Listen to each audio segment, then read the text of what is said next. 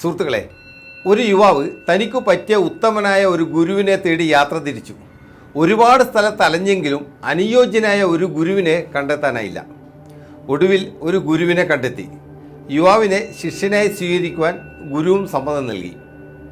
എന്നിട്ട് ഓരോ ദിവസവും ചെയ്യേണ്ട കാര്യങ്ങൾ ഒന്നൊന്നായി ഗുരു വിശദീകരിച്ചു.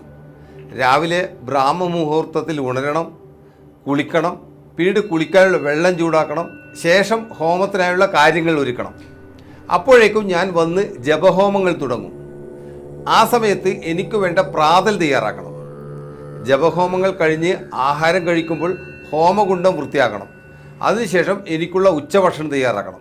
എൻ്റെ ഊണ് കഴിഞ്ഞ് മാത്രമേ ശിഷ്യൻ ഊണ് കഴിക്കാവൂ. ഉച്ച കഴിഞ്ഞ് ഞാൻ മയങ്ങുമ്പോൾ സന്ധ്യാപൂജക്കുള്ള ഒരുക്കങ്ങളും തയ്യാറാക്കണം. മയക്കം കഴിഞ്ഞ് വരുമ്പോൾ 2 ഗ്ലാസ് പാൽ.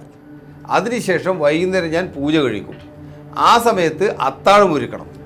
ഇങ്ങനെ നിരവധി നിബന്ധനകൾ ഗുരു ശിഷ്യനോട് പറഞ്ഞു.